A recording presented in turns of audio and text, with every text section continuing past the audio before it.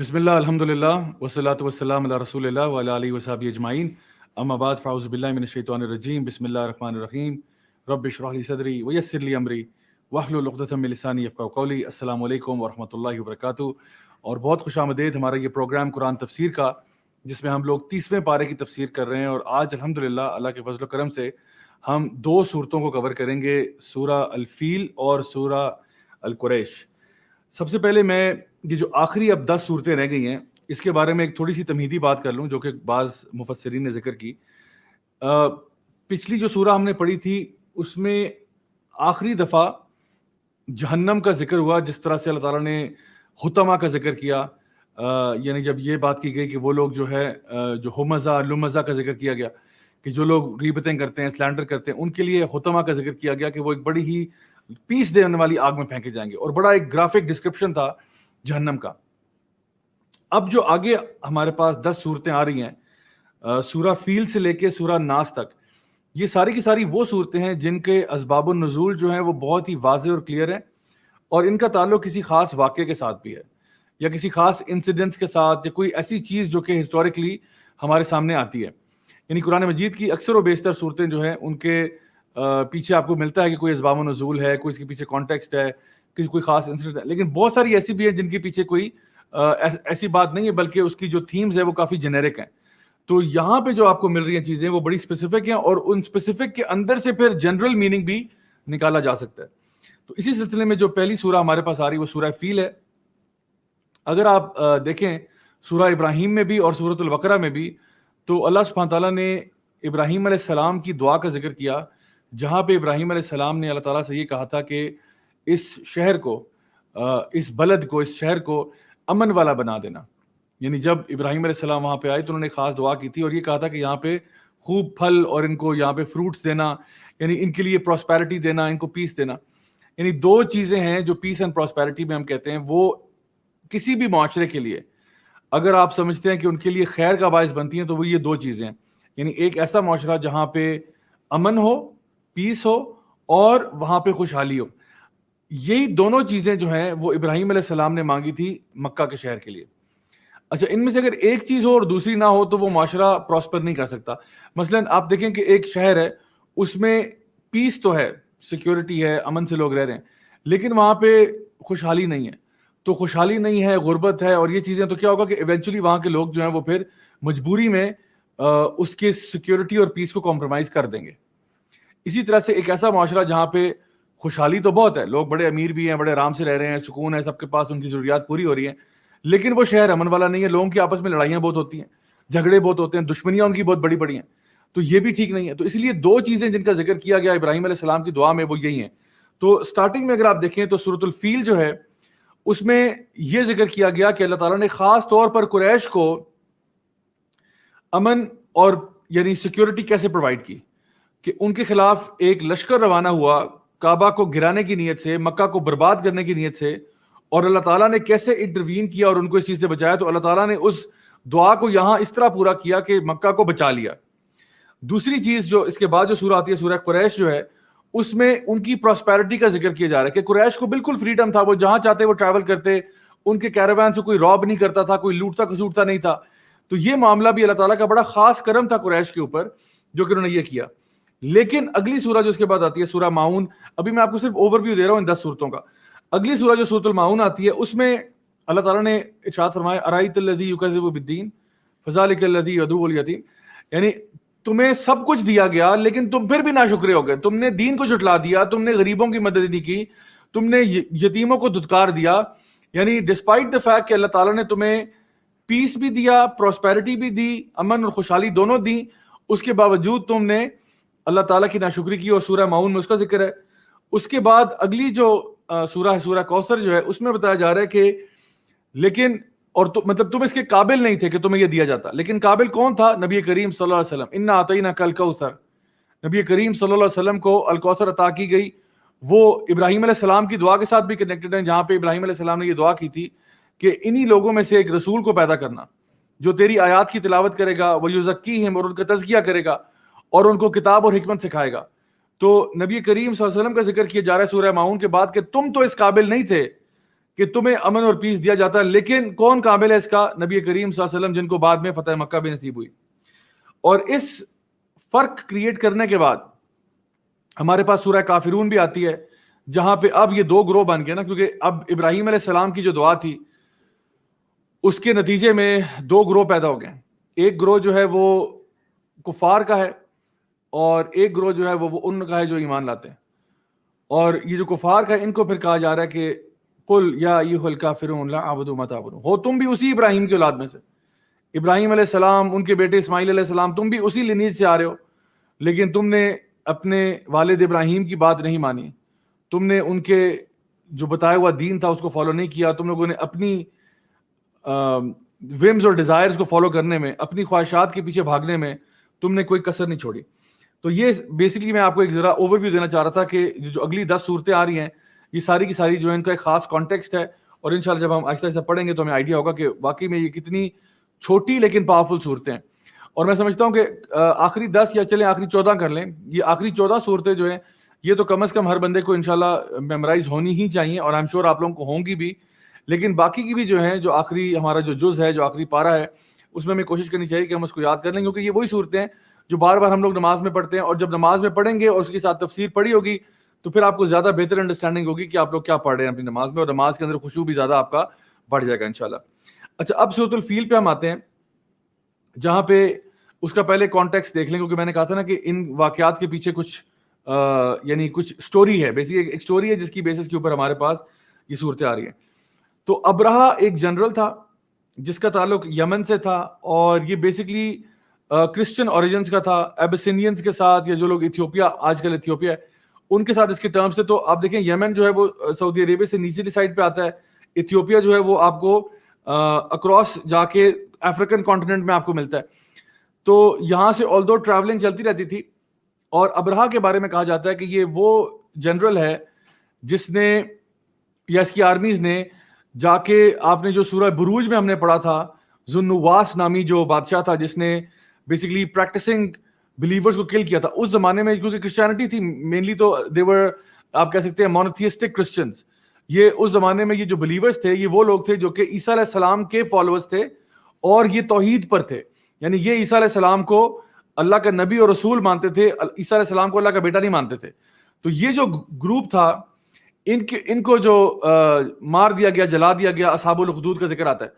تو اس ذو النواس کو ابرہہ کے ہی فورسز نے جا کے ختم کیا تھا، کیونکہ یہ لوگ بیسکلی کرسچنز تھے. تو ان کو جب خبر ملی کہ جی وہاں پہ بہت سارے بلیورز جو ہیں ان کو قتل کر دیا گیا، تو یہ وہاں پہ گئے تھے.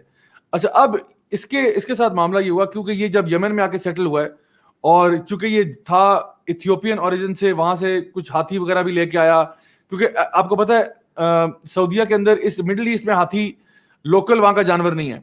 Elephant is not native to Arabia اور دی عربین پیننسولا، وہاں کے لیے نیٹو نہیں ہے، کیونکہ ڈیزرٹ میں ہاتھی نے کرنا کیا ہے؟ ٹھیک ہے، ہاتھی کا کام ہی نہیں ہے ڈیزرٹ میں، وہ تو بڑے فارسٹ ایریز میں رہتا ہے. تو یہ افریقہ سے بڑے بڑے ہاتھی جو ہیں، تقریباً 13 یا 12 جو ہے نا ہاتھی جو ہیں، یہ منگوائے گئے تھے، اور وہ ابرہہ کے لشکر کا حصہ بنے تھے، اور ان کی ایک اپنی پاور تھی، اتھارٹی تھی. کیونکہ عربین پیننسولا کے اندر جنگوں کے اندر اونٹ تو استعمال ہوتے دیکھے تھے، گھوڑے بھی استعمال ہوتے دیکھے تھے، لیکن ہاتھیوں کا تصور نہیں تھا. تو وہاں پہ جب ان کی فورسز میں آگے 12-13 ہاتھی آگے لیڈ کر رہے ہیں، تو وہ ایک بہت بڑی، ایک آپ کہہ لیں کہ ایک اوور ویلمنگ اسٹیٹ ہوتی تھی. اور کہا یہ جاتا ہے کہ ان 12-13 ہاتھیوں میں ایک ہاتھی جو تھا بالخصوص، وہ بہت ہی کوئی مونسٹرس قسم کا ہاتھی تھا، بڑا کوئی جائگینٹک قسم کا ہاتھی تھا، جس کا نام بھی کتابوں میں آتا ہے ہسٹری کی کہ اس کا نام محمود تھا. یہ جو جائنٹ ہاتھی تھا، یہ ان کا آپ کہہ لیں کہ ایک پرائڈ تھی ان کی اس ہاتھی کے اندر. اچھا، اب اس کا بیک سٹوری یہ ہے کہ ابرہہ یہ چاہتا تھا کہ یمن کے اندر جو ہے نا، وہ کیونکہ وہ خود سیٹل ہو گیا تھا یمن میں آ کے، تو وہ چاہتا یہ تھا کہ یمن کو جو ہے نا تجارت کا اور ریلیجس ورشپ کا ایک گڑھ بنایا جائے، یمن کو پراسپرس بنایا جائے. تو کیا کیا جائے؟ اس نے فالو کیا مکہ کا بلو پرنٹ. اس نے دیکھا کہ بھئی مکہ میں بہت بزنس بھی چل رہا ہے اور لوگ عبادت کے لیے بھی آ رہے ہیں، اور یہ ایک بڑی اچھی اسٹریٹجی ہے کہ آپ کوئی ریلیجس سائٹ بنا دو تو لوگ جو ہے وہاں پہ پھر عبادت کے لیے آئیں گے، تو عبادت کے لیے آئیں گے تو اور بزنس کو بھی فروغ ملے گا، جو کہ قریش آلریڈی انجوائے کر رہے تھے. قریش آلریڈی اس سے نوٹ چھاپ رہے تھے کہ لوگ آ رہے ہیں، کعبہ کے اندر 360 بت پڑا ہوا ہے، آرام سکون سے پیسے بھی بن رہے ہیں، لوگ عبادت بھی کر رہے ہیں. تو ابرہا نے سوچا یہی ماڈل میں ریپلیکیٹ کرتا ہوں یمن کے اندر. تو اس نے کیا کیا, دور دراز کے علاقوں سے مہنگے مہنگے پتھر اور جواہرات اور اس طرح کے جولز منگوائے کہ میں نے ایک عمارت بنانی ہے, ایک اسٹرکچر بنانا ہے, ایک شرائن بنانی ہے ریلیجس, جہاں پہ لوگ آئیں گے. تو جب لوگ آئیں گے تو آٹومیٹکلی بزنس بھی بڑھے گا. لیکن ہوا کیا کہ لوگ نہیں آئے, کیونکہ یہ آپ نے دیکھا ہوگا کہ جو ریلیجس سائٹ ہوتی ہے نا, یہ نہیں کہ آپ نے کوئی بڑی سی شاکار مسجد بنا دی تو اس کے پیچھے کوئی سٹوری نہیں ہے. یعنی خاص طور پہ وہ جہاں پہ لوگ باقاعدہ طور پہ ٹریول کر کے جاتے ہیں. مکہ اور مدینہ کے پیچھے ایک بہت بڑی ہسٹوریکل سگنیفیکنس ہے. مسجد الاقصیٰ جیروسلم میں اس کے پیچھے ایک بہت بڑی ہسٹوریکل سگنیفیکنس ہے. اور آج جو کچھ مسجد الاقصیٰ میں ہو رہا ہے اس کے بارے میں بات کروں گا, اس کا تعلق ہماری سورہ کے ساتھ ہے. جو آج مسجد الاقصیٰ میں ہو رہا ہے, جو ہمارے فلسطینی بہن بھائیوں کے ساتھ ظلم ہو رہا ہے, اس کا تعلق آج کی سورہ کے ساتھ بالکل ہے. تو جو بھی جگہ ریلیجس ایک اس کی ایک پوزیشن ہوتی ہے, اس کے پیچھے کوئی ہسٹوریکل کانٹیکسٹ ہوتا ہے. ویسے ہی آپ نے یمن میں کوئی شرائن بنا دی تو لوگوں نے کیا کرنا ہے وہاں پہ آ کے, چاہے آپ وہاں سنگ مرمر سے چیزیں بنائیں اور آپ وہاں پہ ہیرے جواہرات لگا دیں, بات تو یہ کہ وہ اس کی ہسٹوریکل سگنیفیکنس ہی کوئی نہیں ہے. تو the thing is کہ لوگ وہاں نہیں آئے. اب ابرہا جو ہے وہ بڑا پریشان ہوا, اس نے خط لکھے ابسینیا بھجوائے, اور اس نے ان خطوں میں یہ لکھا کہ جب تک کعبہ کھڑا رہے گا نا ہم لوگ پراسپر نہیں کر سکتے. ہم نے اگر کامیابی حاصل کرنی ہے تو کعبہ گرانا پڑے گا, اور اس کے لیے کوئی لشکر وغیرہ روانہ جو نہ کرنا پڑے گا. تو آپ کی طرف سے ذرا تھوڑی سی اتھارٹی چاہیے کہ میں یہاں سے لشکر روانہ کروں اور کعبہ پہ جا کے حملہ کروں اور ان کو فارغ کروں, کیونکہ جب تک یہ نہیں گرے گا تب تک ہمارے پاس یہ چیز آ نہیں سکتی. تو اس کا ارادہ یہ تھا کہ کعبہ جائیں گے, کعبہ کو جو ہے گرا کے وہاں سے جو 360 بت پڑے ہیں ان میں سے کئی اٹھا کے ہم اپنے پاس لے آئیں گے. تو پھر آٹومیٹکلی کیا ہوگا, لوگوں کا ٹریفک جو ہے وہ یمن کی طرف ہو جائے گی اور ہمارا ایریا جو ہے وہ پراسپرس ہو جائے گا. ابھی یہ جو خطوط تھے ان کے وہ کہیں لیک ہو گئے, تھوڑے بہت ان کے خط جو ہے نا خط و کتابت جو چل رہی تھی وہ عربوں کے ہاں لیک ہو گئے. اور عربوں میں سے کچھ لوگوں نے کیا کیا, انہوں نے سوچا کہ بھئی اس کو جو ہے نا ابرہا کو ایک مزہ چکھاتے ہیں. بعض روایات میں ہے کہ انہوں نے جا کے اس کے کسی پورشن کو آگ لگا دی. بعض روایات میں جو کہ زیادہ سمجھی جاتی ہے کہ زیادہ صحیح ہے وہ یہ کہ انہوں نے جا کے وہاں پہ قضاء حاجت کے لیے اس جگہ کو یوز کیا. یعنی کہ انہوں نے وہاں پہ جا کے اپنے آپ کو ریلیو کیا, قضاء حاجت کر کے وہاں پہ یورینیٹ کر کے ڈیفیکیٹ کر کے آ گئے. یعنی ان کی ایک سیکرٹ جگہ, ان کی ایک سیکرٹ شرائن جو ہے وہاں پہ جا کے اس کی بے حرمتی کی انہوں نے.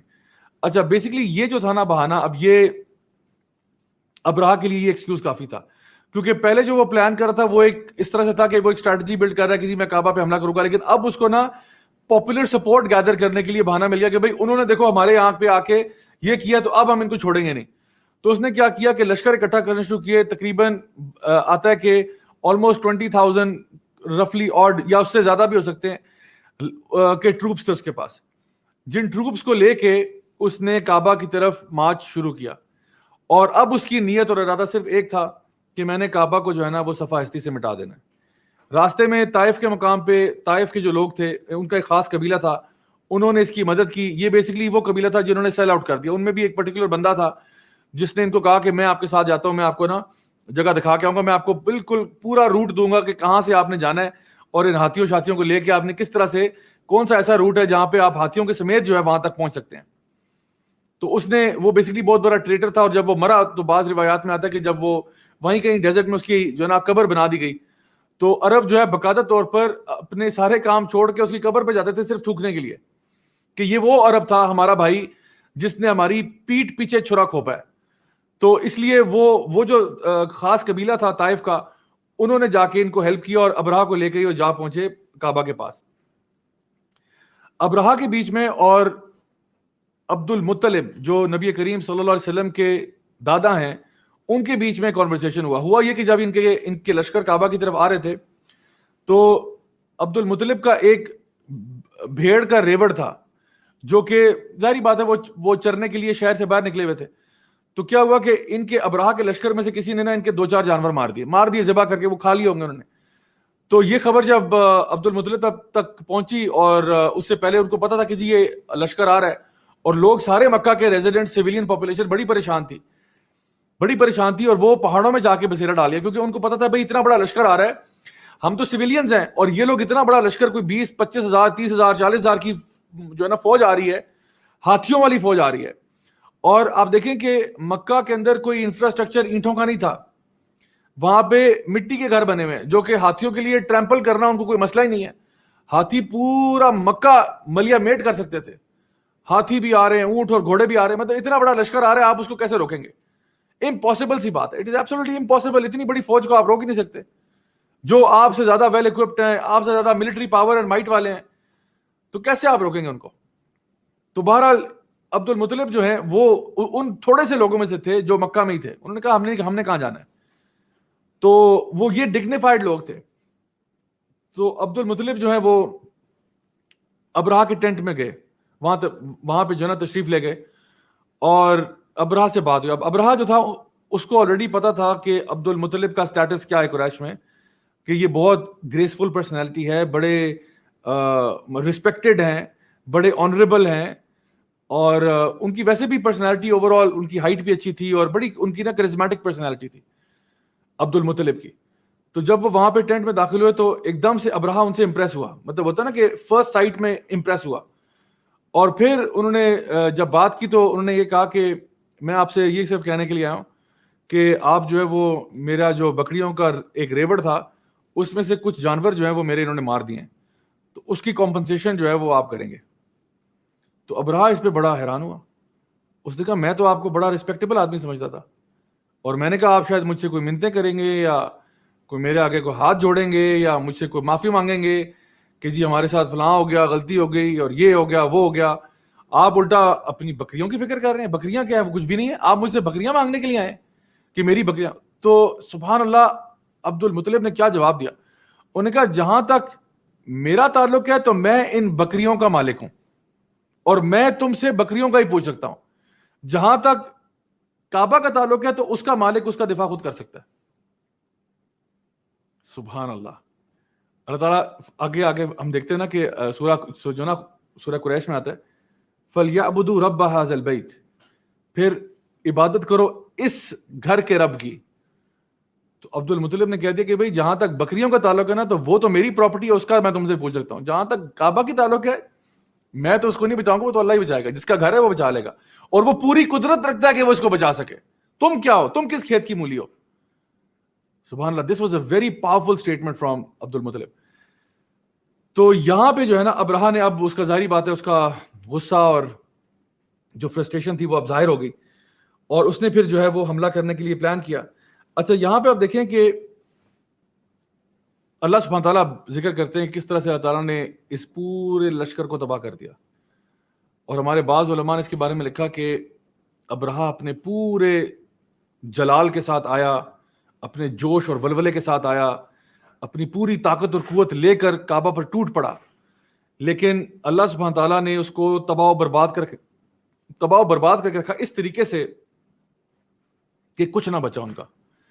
اچھا آپ کو میں بتاؤں کہ یہاں تک کہ جو ابرہا کا ہاتھی تھا نا, یہ سب سے بڑا محمود, روایات میں آتا ہے کہ اس نے آگے چلنے سے انکار کر دیا تھا. جب وہ مکہ کے حدود کے اندر داخل ہو رہے تھے نا تو وہ ہاتھی بیٹھ گیا, اور اس کو جتنے انہوں نے ڈنڈے مارے, اس کو کوڑے برسائے, اس کے اوپر کچھ کیا, وہ ہاتھی نہیں ہلا وہاں سے, کیونکہ وہ ہاتھی بھی اللہ کو مانتا تھا. اللہ تعالیٰ فرماتے ہیں کہ سبح للہ ما فی السماوات و ما فی الارض, زمین و آسمان کی ہر چیز اللہ تعالیٰ کی تسبیح بیان کر رہی ہے. تو وہ ہاتھی جو ہے نا وہ بھی وہاں رک گیا. اس نے کہا میں نہیں جا سکتا آگے, کہ ابرہا تو نے جانا, تو جا, میں نہیں جا سکتا, میں یہ حکم کبھی نہیں مانوں گا کہ میں بیت اللہ پہ میں حملہ کروں. سوال ہی پیدا نہیں ہوتا. آپ دیکھیں کہ علماء اس کے بارے میں کہتے ہیں کہ یہ جو سورہ ہے یہ ہے تو ان قریش کو جگانے کے لیے, مین مقصد تو قریش کو جگانا تھا, لیکن یہ سورہ ہر اس شخص کے لیے ہے جو ظالم ہے, جو دوسروں کے اوپر ظلم کرنے والا ہے, جو اللہ تعالیٰ کے دین کے خلاف کام کر رہا ہے. یہ ہر اس بندے کے لیے کہ اگر اللہ تعالیٰ جو ہے وہ ابرہا کے لشکر کو جڑ سے اکھاڑ کے پھینک سکتا ہے تو تم لوگ کیا شے ہو. اللہ یہ مثال دکھاتا ہے کہ میریکلز ہو سکتے ہیں. اللہ تعالیٰ کے لیے, اللہ تعالیٰ کی فورسز کو مطلب اللہ ہی جانتا ہے کہ کیا چیز اللہ تعالیٰ کی فوج ہے. اللہ چاہے تو پرندوں کو بنا دے, اللہ چاہے تو ہوا کو بنا دے, اللہ تعالیٰ کسی کو چاہے, اللہ تعالیٰ کن کہے کن فیکون ہو جائے. اللہ کے لیے کیا مشکل ہے. یہ جو سال تھا جس میں یہ ابرہا کا لشکر تباہ کیا گیا, اس کو عام الفیل کا نام دے دیا گیا. اور اس سے پہلے عربوں کے یہاں کیلنڈر کوئی نہیں تھا. اس دن سے کیلنڈر بنا کہ اب جو بھی واقعہ ہوتا تھا کہتے تھے وہ عام الفیل سے پہلے کی بات ہے یا بعد کی بات ہے. ہاں 2 سال عام الفیل کے بعد, 3 سال عام الفیل کے بعد یا عام الفیل سے پہلے کا واقعہ ہے. جس طرح کرسچن کیلنڈر میں عیسیٰ علیہ السلام کے ساتھ وہ ٹائی اپ کرتے ہیں اپنے کیلنڈر کو نا, تو اسی طرح سے عربک جو عرب کیلنڈر تھا اس میں عام الفیل یہ جو سال تھا یہ اتنی امپورٹنس کا تھا کیونکہ اتنا بڑا واقعہ ہو گیا. تو اتنا بڑا واقعہ ہو گیا اور اس واقعے کے اندر انہوں نے اپنا کیلنڈر بھی پورا کا پورا چینج کر ڈالا, یعنی اس سے پہلے کیلنڈر تھا نہیں لیکن کیلنڈر اب آ گیا. تو اب دیکھتے ہیں سورہ میں اللہ سبحانہ تعالیٰ ارشاد فرماتے ہیں بڑی ہی زبردست انداز میں اللہ تعالیٰ اس واقعے کو ہمارے سامنے پیش کرے تاکہ کوئی انسان اب بھولے نہ کہ ہوا کیا تھا ان لوگوں کے ساتھ جو کہ ظلم کرنے والے لوگ تھے اور اپنے آپ کو بہت بڑی شے سمجھتے تھے. اللہ تعالیٰ فرماتے ہیں الم تر کیف فعل ربک باصحاب الفیل, کیا تم نے نہیں دیکھا کہ اللہ تعالیٰ نے کیا سلوک, کہ تیرے رب نے کیا سلوک کیا اصحاب فیل کے ساتھ. تو الم تر کیف, کیا تو نے دیکھا نہیں. اب دیکھا نہیں سے کیا مراد ہے, یعنی ہم نے تو نہیں دیکھا, نبی کریم صلی اللہ علیہ وسلم نے بھی نہیں دیکھا ہوا تھا, لیکن اس علاقے کے بہت سے لوگوں نے دیکھا ہوا تھا. اگر آپ لٹرلی بات کریں, کیا تم نے دیکھا نہیں کہ اللہ تعالیٰ نے یہ جو ہاتھیوں والی قوم ہے ان کے ساتھ کیا کیا تھا. تو کئی اس زمانے کے مشرکین ہیں جنہوں نے یہ واقعہ دیکھا ہوا تھا, ان کے کیلنڈر کا حصہ تھا. It was the biggest event that happened in their whole lives, اس سے بڑا کوئی ایونٹ نہیں تھا. تو ایک یہاں دیکھے سے مراد ہو سکتی ہے کہ جس ہم کہتے ہیں نا کہ کیا تم دیکھتے نہیں ہو کہ میں تمہاری کس طرح مدد کرتا ہوں. تو دیکھنے کا مطلب لٹرلی نہیں, میٹافورک بھی ہو سکتا ہے کہ کیا تم سمجھتے نہیں ہو کہ میں تمہاری مدد کیسے کرتا ہوں. تو اللہ تعالیٰ فرماتے ہیں الم تر کیف, کہ ہم نے کیسے کیا, یعنی یہ نہیں پوچھا گیا کہ ہم نے کیا کیا تو پتہ ہے کہ ستیہ ناش کر دیا ان کا, یہ تو پتہ ہے, لیکن کیسے کیا یہ بہت بڑی بات ہے. الم تر کیف فعل ربک باصحاب الفیل, کیسے کیا, یعنی پرندے اوپر سے بھیج دیے, انہوں نے پتھر مارے ان کے اوپر, ہاتھیوں کو, اونٹوں کو, سب ختم کر کے رکھ دیا ساروں کو. الم تر کیف فعل ربک باصحاب الفیل الم یجعل کیدہم فی تدلیل, کیا نہیں کر دیا ان کو ان کی چال کو بیکار, یعنی ان کے جو بھی پلانس تھے, ان کے جو قید تھے, ان کی جو اسٹریٹجی تھی, جو ابراہ کا پورا پلان میں نے آپ کے سامنے ذکر کیا ہے, کیا اس کو ستیہ ناش نہیں کر کے رکھ دیا پورے پلان کو ان کے, کیا پورے پلان پہ پانی نہیں پھیر ڈالا. اللہ تعالیٰ فرماتے ہیں نا وہ مکروا مکر اللہ واللہ خیر الماکرین, وہ بھی پلان کرتے ہیں اور اللہ بھی پلان کرتے ہیں اور اللہ کے پلان سب سے اچھے ہوتے ہیں. تو جو بھی ان کا پلان تھا اس کو خراب کر کے رکھ دیا ان کے لیے. وَأَرْسَلَ عَلَيْهِمْ طَيْرًا أَبَابِيلَ, اور بھیجے ان پر پرندے جھنڈ کے جھنڈ. ابابیل پرندہ جو ہے وہ بھیجے, جھنڈ کے جھنڈ پرندے آ رہے ہیں. میں چاہتا ہوں آپ تھوڑا سا نا ویژولائز کریں, ابراہ کا لشکر آ رہا ہے, ہاتھی لے کے, جانور بڑے بڑے لے کے, سولجر لے کے, 20-25 ہزار 30 ہزار کی فوج آ رہی ہے. اتنی بڑی فوج جو ہے مارچ کرتی ہوئی آ رہی ہے, اور ان کا ارادہ کیا کہ ہم نے پورے مکہ کو بلڈوز کر دینا ہے. اور پھر دیکھیں آسمان کی طرف, جو لوگ مکہ میں رہ گئے تھے وہ اب آسمان کی طرف دیکھ رہے ہیں, اور اوپر سے پرندے آ رہے ہیں. اتنے پرندے آ رہے ہیں کہ وہ سورج کی روشنی کو چھپا دیتے ہیں. جیسے بادل نہیں چھا جاتے, اس بادلوں کی طرح پرندے آ رہے ہیں. جسٹ امیجن کریں, آج کوئی اگر ہالی ووڈ کی فلم کا کوئی سین بندہ جو نا امیجن کرے, کوئی اس میں اسپیشل افیکٹس ڈال کے یہ پورا سین امیجن کریں آپ, کہ ایک لشکر آ رہا ہے ہاتھیوں کا, اور اتنا بڑا لشکر آ رہا ہے ساز و سامان سے لیس, اور پھر دوسری طرف سے آپ کو نظر آ رہے ہیں پرندے آ رہے ہیں, جھنڈ کے جھنڈ پرندے آ رہے ہیں, اتنے زیادہ کہ سورج کی روشنی کو بلاک کر دیتے ہیں, کہ جس طرح کالے بادل ہیں آسمان پہ. اور لوگ, لشکر بھی دیکھ رہے ہیں اور لوگ بھی دیکھ رہے ہیں یہ کیا ہو رہا ہے. اور پھر فرمایا وَأَرْسَلَ عَلَيْهِمْ طَيْرًا أَبَابِيلَ تَرْمِيهِمْ بِحِجَارَةٍ مِّن سِجِّيلٍ, ترمیہم, ان پہ رمی کیا گیا, جو پھینکتے تھے ان پر کنکریاں, یعنی جو من سجیل, سجیل میں سے, یعنی کہ وہ جو ویسے تو انگلش میں بیکڈ کلے کہتے ہیں, لیکن بعض نے کہا یہ جہنم کے پتھر تھے, جو نا بعض مفسرین نے کہا. اور ترمیہم کا مطلب ہے کہ ان پہ رمی کرتے گئے, یعنی ایک دفعہ نہیں پھینکا پتھر, بار بار پھینکے. اور اس طرح پھینکے, ابن عباس رضی اللہ عنہ کا یہ اوپینین ہے کہ ہر پتھر جو تھا نا وہ ہر بندے کے لیے اسپیسیفک تھا. یعنی جو پرندہ بھی اوپر سے پتھر پھینک رہے ہیں وہ بلٹس کی طرح ان کو آ کے لگ رہے ہیں, گولیوں کی طرح لگ رہے ہیں, ان کے سروں میں سوراخ کرتے کرتے ان کے اندر باہر ہو جاتے وہ. یعنی آپ سوچیں کہ پتھر کی ویلوسٹی کیا ہے جس پہ وہ ہٹ کر رہا ہے, گولی کی طرح آسمان سے وہ نیچے آ رہا ہے, اور اس کی ایکسلریشن اور جو کچھ بھی ہے, اور اتنی سپیڈ سے آ کے لگ رہا ہے. اور وہ جس مٹیریل کا بنا ہوا ہے وہ ایسا کوئی گرم مٹیریل ہے کہ جس سے انسان کے جسم کو جھلستا ہوا وہ نکل جاتا ہے اس کے اندر سے.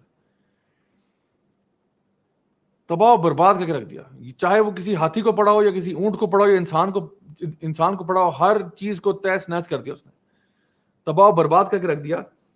حتیٰ کہ اللہ تعالیٰ فرماتے ہیں فَجَعَلَهُمْ كَعَصْفٍ مَأْكُولٍ, کہ وہ ایسا ہو کہ جیسے بھس ہوتا ہے نا کھایا ہوا, اس طرح سے. یعنی کوئی اگر گائے بھینس اپنے دانتوں کے اندر بھوسے کو کچل رہی ہو نا, اور اس کے بعد وہ باہر نکال دے, تو وہ دانت سب سے پاورفل چیز ہے دبانے کے لیے کسی چیز کو نا. دانتوں یعنی کوئی ہوتا ہے نا, ہم لوگوں نے کوئی اگر ڈھکن وغیرہ کھولنا ہوتا ہے ہاتھ سے نہ کھولو تو دانتوں میں ڈال دیتے ہیں, کیونکہ ہمیں پتا ہے کہ جو بائٹ فورس ہے نا وہ بڑی اسٹرانگ ہوتی ہے. تو جس طرح گائے بھینس کسی چیز کو چبا رہے ہوتے ہیں اس کو توڑتے جاتے ہیں اور وہ کچھ کھانا باہر نکل رہا ہے ان کے منہ سے, جسے کہتے ہیں کہ you have been chewed up and spit out, یعنی کسی کو چو کر کے باہر پھینک دینا. اللہ تعالیٰ کہتے ہیں ان کو اس طرح پیس کے رکھ دیا کہ جیسے بھوسا کھایا ہوا اور پیس کے پھینکا ہوا بھوسا ہے, اس طرح بنا دیا. اس کی سمری کیا ہے؟ سمری یہ ہے کہ کوئی اپنے آپ کو بڑے سے بڑا سمجھتا ہو نا کہ میں کوئی بہت بڑی شے ہوں, اللہ کے سامنے وہ کچھ بھی نہیں ہے. اللہ تعالیٰ پرندوں سے مدد لے لے, اللہ تعالیٰ ہوا کو بنا لے اپنا ساتھی, اللہ تعالیٰ کسی چیز سے لے لے, اللہ تعالیٰ کسی کو کچھ نہ کہ کن فیکون کر دے. لیکن یہ پرندوں کو میں سمجھتا ہوں لینا جو ہے نا ہمارے لیے, اسی لیے تو عربوں کے دماغ میں یہ چیز بیٹھ گئی کہ بھئی ہاتھیوں کو پرندوں نے کیسے بھگا دیا, یہ کیسے ہو گیا. اتنا بڑا میریکل انہوں نے اپنی آنکھوں سے دیکھا کہ اس گھر کا رب جو ہے نا, بیت اللہ جس کا ہے, یعنی جو بیت اللہ کی حفاظت کیسے کی گئی. اللہ تعالیٰ نے خود انٹروین کیا اس پورے معاملے میں اور اس فوج کا ستیہ ناش کر کے رکھ دیا. تو آج اگر کوئی یہ کرنا چاہے تو آج جو کچھ بھی مسجد اقصیٰ میں ہو رہا ہے وہ تو مسجد حرام میں ہوا تھا نا, آج جو مسجد اقصیٰ میں ہو رہا ہے کیا اللہ دیکھ نہیں رہا؟ کیا اللہ کو معلوم نہیں ہے؟ کیا اللہ تعالیٰ مدد کو آ نہیں سکتا؟ کیا اللہ تعالیٰ کے لیے اس میں انٹروین کرنا مشکل ہے؟ یقیناً ہے. اللہ تعالیٰ صرف لوگوں کو مہلت ضرور دیتا ہے کہ شاید لوگ توبہ کر لیں, شاید لوگ ریپینٹ کر لیں, شاید لوگ سیدھے راستے پہ آ جائیں. لیکن جب نہیں آتے پھر اللہ تعالیٰ کا عذاب قریب ہے. میں آپ کو بتاؤں اللہ تعالیٰ کا عذاب بہت قریب ہے.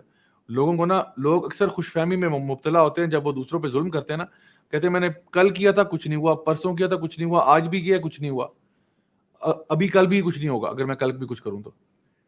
لیکن یہ ان کی بہت بڑی غلط فہمی ہوتی ہے, کیونکہ اللہ تعالیٰ لوگوں کو مہلت ضرور دیتا ہے لیکن پھر ان کو تباہ و برباد کر دیتا ہے. تو یہ تو ہے سورہ فیل. اب یہ میں نے آپ سے کہا تھا کہ یہ ایک ایسپیکٹ تھا ابراہیم علیہ السلام کی دعا کا کہ اللہ تعالیٰ نے پیس اینڈ یعنی پیس دیا, امن و سلامتی دی مکہ کے لوگوں کو. جو قریش ہیں سب سے پہلے ان کو, جو کہ یہ دیکھ رہے ہیں سارا معاملہ کہ رب تعالیٰ نے خود انٹروین کر کے ان کو بچایا. اگلی سورہ میں بتایا جا رہا ہے کہ جو ان کو فائنینشیل بینیفٹ ملا, جو ان کو ٹریڈ میں فائدہ ہوا, کیا فرمایا؟ لإیلاف قریش. قریش کو ایلاف یعنی الفت سے نکلا نا, یعنی جس کو ہم کہتے ہیں کہ دل کی نرمی کے بارے میں ہم کہتے ہیں. اللہ تعالیٰ کہتے ہیں لإیلاف قریش. یہ سارا کچھ جو ہوتا ایون اس سے پہلے جو سورہ ہے, اس کو ہم آپس میں اگر ہم لنک کریں تو یہ جو سارا معاملہ ہوا تھا کہ ہم لوگوں نے ابرہہ کے لشکر کو ختم کر دیا, تباہ و برباد کر دیا, اور قریش کو فائدہ ہوا اس کا. ظاہری بات ہے قریش تباہ و برباد نہیں ہوئے, مٹ نہیں گئے صفائی سے. دوسرا بہت بڑا فائدہ یہ ہوا کہ قریش کے بارے میں تھوڑی سا اس سورہ کا بیک ڈراپ یہ ہے کہ قریش کو نا, میں نے آپ کو بتایا تھا کہ بہت فریڈم سے ٹریڈنگ میں, وہ جہاں مرضی جاتے ٹریڈنگ کر سکتے تھے, اور باقی لوگوں کو ہائی وے رابرز لوٹ دیتے تھے, دوسرے قبیلے لوٹتے تھے, اس لیے کیونکہ ان کے پاس کوئی پروٹیکشن نہیں تھی. قریش کے پاس پروٹیکشن کیا تھی کہ قریش جو تھے یہ کسٹوڈینز آف دا کعبہ تھے, بیت اللہ کی چابیاں قریش کے پاس تھیں. یہ اس لیے سب سے زیادہ رسپیکٹیبل فیملی مکہ کے اندر یہی تھی. اچھا, ان کے پاس چونکہ بیت اللہ کی چابیاں تھیں, بیت اللہ میں 360 بت تھے, اور اگر یہ ٹریول کرتے اور کوئی بھی قبیلہ ان کو پکڑتا تو ان کے پاس بڑا آسان آپشن تھا کہ بھئی ہم تو کعبہ کے کسٹوڈینز ہیں, اور اگر زیادہ ہمارے ساتھ فری ہونے کی کوشش کی تو اندر سے تمہارا جو بت پڑا نا اس کو پھڑکا دیں گے ہم جا کے, وہ بچے گا نہیں. تو اس لیے لوگ ان کے ساتھ میں سراؤنڈ نہیں کرتے تھے, کیونکہ ان کو پتا تھا کہ بھئی جو بھی ہیں تو ہمارے عرب ہی ہیں نا, اور ان کے پاس بیت اللہ کی چابیاں ہیں, اور یہ وہاں پہ اگر ہم نے ان کے ساتھ کچھ کیا تو ہمارے ساتھ کوئی اور مس فارچون بھی ہو سکتا ہے. یعنی ایک ایول اومنز میں بلیو بھی تھا ان کا کہ جی ہمارے ساتھ کوئی برا ہو جائے گا کہ ہم نے ان کے ساتھ کیا. تو ان کو ایک سیکرڈ سمجھے کہ رسپیکٹ ملا ہوا تھا, ایک سیکرٹ قسم کا رسپیکٹ ملا ہوا تھا کہ جہاں پہ ان کے ساتھ کوئی چھیڑ خانی نہیں کرتا تھا. تو قریش کو فائدہ یہ تھا کہ وہ جہاں چاہتے اپنے کیراوینز لے کے جاتے, بزنس کرتے, فروٹ لاتے. باقی سارے عرب جو ٹرائبز تھیں, قبیلے تھے, ان کے حالات اکثر خراب ہی ہوتے تھے کہ اتنا کھانے پینے کے لیے کچھ نہیں ہے کچھ, کیونکہ ان کو جب جاتے بھی تھے ٹریڈ کیراوینز لے کے, کہیں نہ کہیں لوٹ کسوٹ ہو گئی, کوئی مال ہڑپ ہو گیا, کچھ نہ کچھ ہو گیا.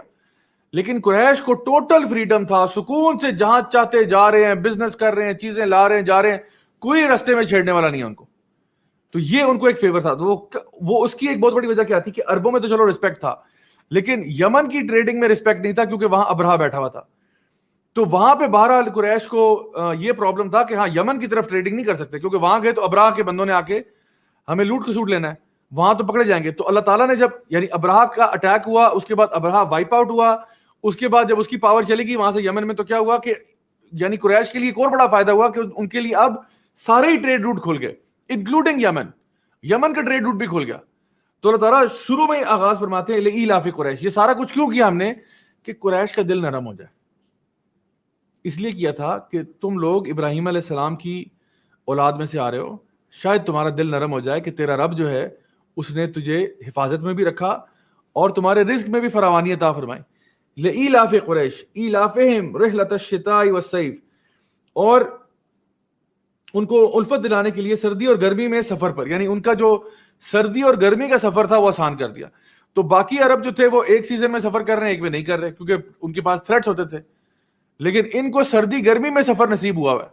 ان کا بزنس سارا سال چلتا ہے, باقیوں کا بزنس 3 مہینے چلتا تھا, 2 مہینے چلتا تھا, یعنی ہر بندہ بڑا ہینڈ ٹو ماؤتھ ہوا تھا, بڑا لمیٹڈ بزنس تھا. ان کو سارا سال بزنس مل رہا تھا. تو اللہ تعالیٰ فرماتے ہیں کہ ایک تو تجھے ابراہ کے لشکر سے بچایا, اوپر سے تمہارے لیے ٹریڈ روٹ کھول دیے. فَلْيَعْبُدُوا رَبَّ هَذَا الْبَيْتِ, تو پھر تجھے یہ چاہیے تھا کہ تو اس رب کی عبادت کرتا, یہ جو اس گھر کا مالک ہے اس کی عبادت کرتا. دیکھو باقی سارے لوگ ہیں کہ یہ ہیومن سائیکالوجی کی بات ہے. ایک بندہ ہے نا جس کی زندگی میں وریز بہت زیادہ ہیں, اس کو پیسے کمانے کی ٹینشن ہے, اس کو بچوں کی ٹینشن ہے, اس کے بیگم کی ٹینشن ہے, اس نے 1000 اور کام کرنے ہوتے ہیں, دن میں وہ بزی رہتا ہے, اس کو مشکل سے بچوں کا پیٹ پال رہا ہے. اب اس کو یہ کہیں کہ یار اب تم عبادت میں لگ جاؤ سارا دن, تو مشکل ہے نا اس کے لیے, کیونکہ وہ آلریڈی بیچارہ ہینڈ ٹو ماؤتھ ہو رہا ہے, اسٹرگل کر رہا ہے بہت زیادہ. تو اس کے لیے چلو پھر کوئی جواز بنتا ہے, آلدو عبادت وہ بھی کرے گا اللہ کی, لیکن اس کے پاس کوئی ایکسکیوز بنتا ہے کہ یار میں اتنا ٹائم دے سکتا ہوں, اتنا زیادہ نہیں دے سکتا.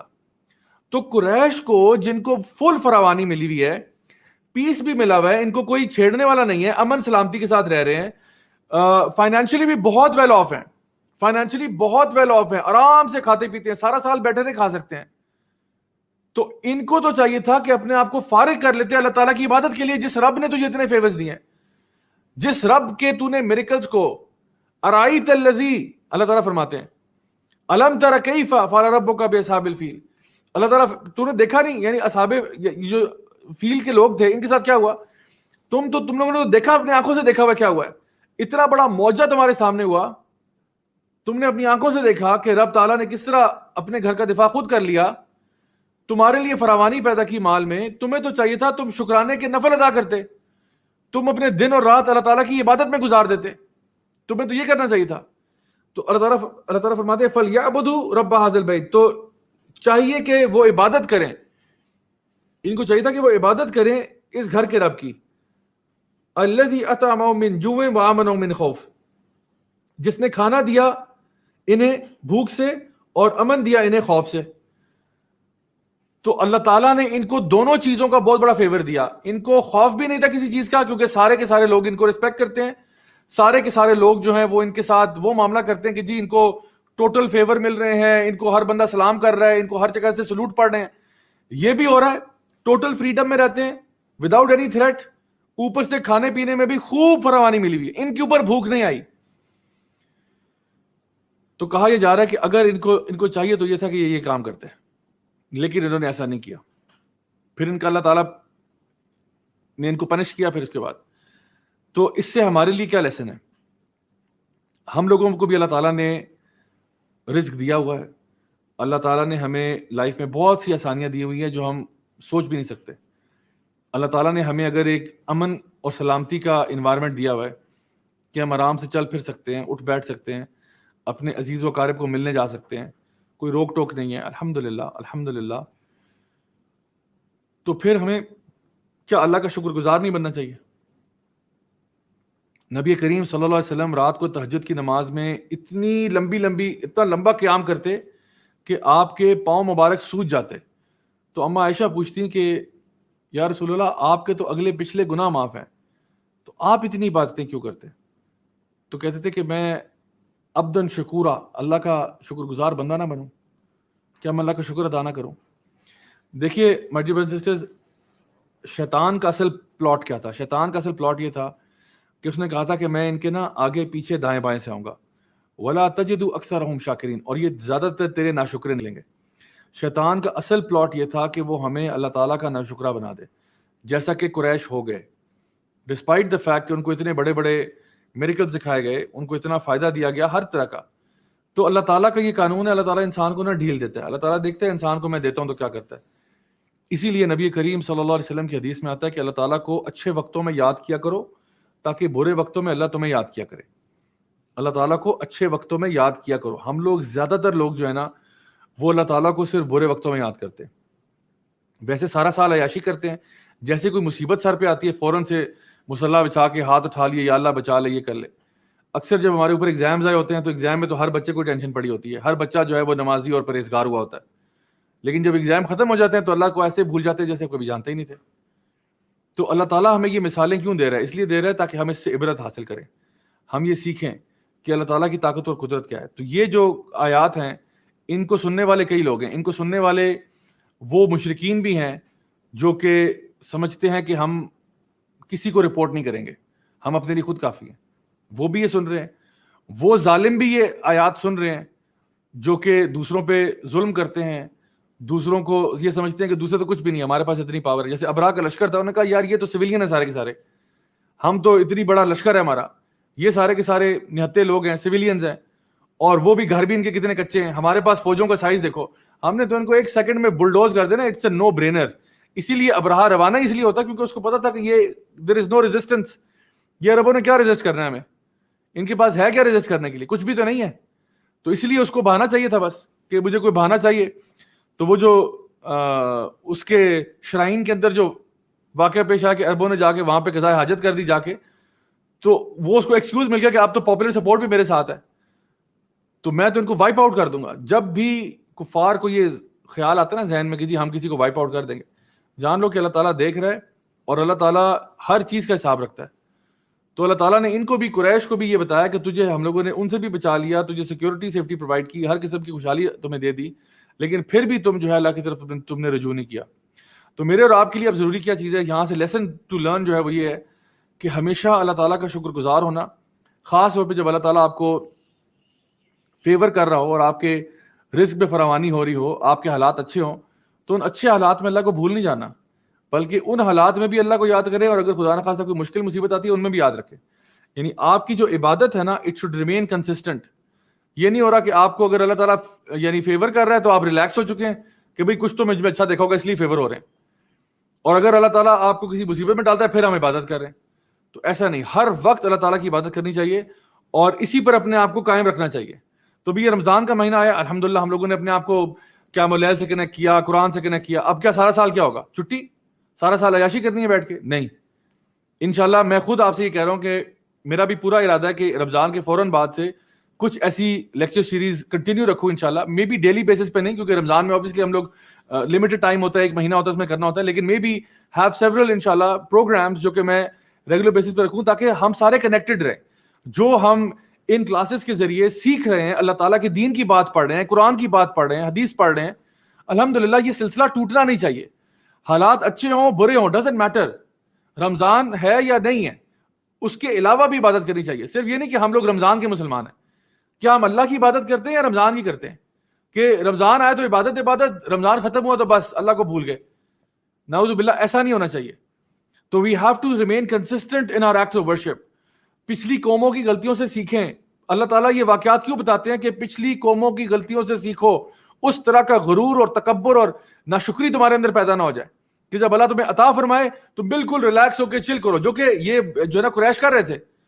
اور جب اللہ تعالیٰ کے رسول وہاں پہ آ گئے, انہوں نے کہہ دیا کہ میں اسی اللہ کی طرف سے آیا ہوں جس نے تمہیں بچایا تھا, جس نے عمل فیل میں تمہیں بچایا تھا, جس نے تمہارے لیے ٹریڈ روٹس کھولے ہوئے ہیں, میں اسی رب کی طرف سے بھیجا ہوا رسول ہوں. تو انہوں نے کیا کیا, الٹا ان کو اوپریس کرنا شروع کر دیا, ان پہ ظلم شروع کر دیا, ان پہ سینکشنز لگا دیے. یعنی یہ ان کی ناشکری کی پیک تھی. تو پھر بدر میں مارے گئے, کٹ کے مر گئے, پھر ایسا ہی ہوا, فتح مکہ ہوئی, ٹھیک ہے نا. تو اللہ تعالیٰ مہلت ضرور دیتا ہے, بٹ یہ کوئی ان لمیٹڈ گارنٹی نہیں ہے کہ لائف ٹائم گارنٹی ملی ہوئی ہے کہ آپ بس عیاشیاں کرو, اب تو کچھ بھی نہیں, تمہارے حساب کتاب ہی نہیں ہے. نہیں, اللہ تعالیٰ ٹیسٹ کرتا ہے. سو جب بھی ہمارے اوپر کوئی بھی ایسی سچویشن ہو جہاں پہ اللہ تعالیٰ ہمیں فیور کرتا ہے تو فوراً سے انسان کو شکر کرنا چاہیے, اور کبھی بھی اس شکر کے بعد انسان متکبر نہ ہو جائے, انسان میں غرور پیدا نہ ہو جائے. دیکھیں, اللہ تعالیٰ نے اگر آپ کو عطا فرمائے, لیٹ سپوز اللہ تعالیٰ نے آپ کو کسی قسم کی بھی فائنینشیل ویلتھ دی ہے, تو بجائے یہ کہ آپ دوسروں کو اپنے سے نیچا سمجھیں, بجائے کہ لوگوں کو آپ بلٹل کریں, بجائے کہ یہ آپ سمجھیں کہ میں کوئی بہت بڑی شے بن گیا ہوں، الٹا آپ کو فَلْيَعْبُدُوا رَبَّ هَذَا الْبَيْتِ، آپ اس رب کعبہ کی طرف رجوع کریں، آپ اور شکر گزار ہو جائیں، جتنا پھل آپ پہ پڑ رہا ہے آپ اور جھکتے جائیں اور جھکتے جائیں اور ہمبل ہو جائیں. نبی کریم صلی اللہ علیہ وسلم کی حدیث سے آپ نے فرمایا کہ جس شخص کے اندر رائی برابر بھی کبر ہوگا نا، تکبر ہوگا، وہ جنت میں نہیں جا سکتا. جس شخص میں رائی برابر بھی کبر ہوگا، تکبر ہوگا، غرور ہوگا، وہ جنت میں نہیں جا سکتا. یہ میں نہیں کہہ رہا، نبی کریم صلی اللہ علیہ وسلم نے فرمایا. صحابہ نے پوچھا یا رسول اللہ، یا رسول اللہ ہمیں تو پسند ہے کہ ہم اچھے کپڑے پہنے، اچھے جوتے پہنے، ہمیں تو پسند ہے، تو کیا یہ تکبر ہے؟ آپ نے فرمایا نہیں، یہ تکبر نہیں ہے. تو پھر تکبر کیا ہے؟ دو چیزیں ہیں. نمبر ایک، دوسروں کو اپنے سے کمتر سمجھنا، دوسروں کو اپنے سے کمتر سمجھنا. جیسے قریش سمجھتے تھے کہ ہم لوگ کوئی بہت گفٹڈ چیز ہیں اللہ کی طرف سے، we are a gift to mankind. ہم لوگ، اللہ تعالیٰ نے ہمیں پیدا کر کے نا لوگوں پہ احسان کیا. اپنے آپ کو اتنا بڑا سمجھنا، تو دوسروں کو اپنے سے کم سمجھنا نمبر ایک. اچھے کپڑے پہننا بری بات نہیں ہے، اچھا کھانا کھانا بری بات نہیں ہے، اچھی گاڑی چلانا بری بات نہیں ہے، لیکن اس کی وجہ سے دوسروں کو جن کے پاس وہ نہیں ہے ان کو چھوٹا سمجھنا، یہ تکبر ہے. اور جس کے اندر بھی رائی برابر تکبر ہوگا وہ جنت میں نہیں جا سکتا. دوسری بات فرمائی کہ جب تمہارے پاس سچ بات آ جائے، حق بات آ جائے، تو اس کو جھٹلا دینا. آپ سے کوئی سچ بات کر رہا ہے، آپ اس کو ڈینائی کر رہے ہیں. کیا یہ دونوں کوالٹیز قریش میں نہیں تھی؟ ان کو اللہ تعالیٰ نے عطا فرمایا، وہ ان کا تکبر بن گیا، ان کا غرور کا ذریعہ بن گیا. وہ اپنے آپ کو پتہ نہیں کیا سمجھ بیٹھے. اور جب ان تک حق بات پہنچی، جب نبی کریم صلی اللہ علیہ وسلم نے ان تک حق بات پہنچائی اور کہا کہ میری اس کال پہ لبیک کہہ دو، تو انہوں نے انکار کر دیا، بلکہ ان کی لائف کو بہت ڈیفیکلٹ بنانے کی کوشش کی. So my dear brothers and sisters, یہ دو صورتیں آج ہم لوگوں نے کور کی ہیں تو بہت چھوٹی ہیں، لیکن ان کے معنی اور مفہوم بہت ڈیپ ہیں. اللہ تعالیٰ ہم سب کو ان کو صحیح معنوں میں انڈرسٹینڈ کرنے کی اور ان کا فہم ایبزارب کرنے کی توفیق عطا فرمائے. اللہ تعالیٰ ہمارے جو پیارے بہن بھائی فلسطین میں ہیں، جو اس وقت بہت مشکل وقت سے گزر رہے ہیں، اللہ تعالیٰ ان کی اپنے غیب سے مدد عطا فرمائے. اللہ تعالیٰ ان پر رحم کرے. اللہ تعالیٰ جو بھی دشمنان اسلام ہیں ان کو نیست و نابود کر دے، ان کو تباہ و برباد کر دے، ان کو کبھی بھی مسلمانوں پر غالب نہ آنے دے. میں اللہ تعالیٰ سے خاص دعا کرتا ہوں کہ اللہ تعالیٰ ہمیں یہ توفیق دے کہ ہم یہ دین کی خیر کی بات زیادہ سے زیادہ لوگوں تک پہنچا سکیں. اور میں تمام مسلم لیڈرز کے لیے بھی دعا کرتا ہوں کہ اللہ تعالیٰ ان کو بھی توفیق دے کہ وہ بھی جب ایسے واقعات ہوتے ہیں جس کا درد پوری مسلم امت محسوس کر رہی ہوتی ہے، تو وہ کوئی مثبت سٹیپ اٹھایا کریں تاکہ ہمارے جو دلوں میں جو ایک آگ لگی ہوتی ہے اس کو ٹھنڈا کیا جائے. اللہ تعالیٰ سے دعا ہے کہ اللہ تعالیٰ اسلام کا بول بالا کرے، ہمارے دلوں کو قرآن کے نور سے منور کر دے. اللہ تعالیٰ اس دین کو غالب کر دے پوری دنیا پہ، اور واقعی میں ہمارے گھروں کو بھی اس کتاب کے نور سے منور کر دے. اور ہم سب کی جو بھی کوئی غلطیاں کوتاہیاں ہم سے ہوتی ہیں، اللہ تعالیٰ ہم سب کو معاف فرمائے، ہمیں دنیا میں خیر عطا فرمائے اور آخرت میں جنت الفردوس میں اعلیٰ مقام نصیب فرمائے. انشاءاللہ کل آپ سے ملاقات ہوگی، تب تک کے لیے اپنا بہت خیال رکھے گا. سبحانک اللہم و بحمدک، اشہد ان لا الہ الا انت، استغفرک و اتوب الیک. بارک اللہ فیکم، والسلام علیکم ورحمۃ اللہ وبرکاتہ.